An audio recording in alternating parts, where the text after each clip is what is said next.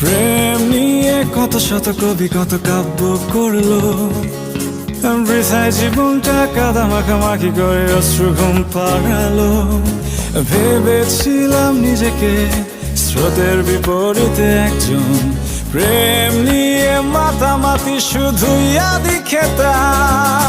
কেন তুমি শোনালে সেই দুষ্টু হাসি, কেন দূরালাপনে সেই মিষ্টি কবিতা, কেন তুমি শোনালে সেই মিষ্টি হাসি, কেন দূরালাপনে সেই মিষ্টি কবিতা।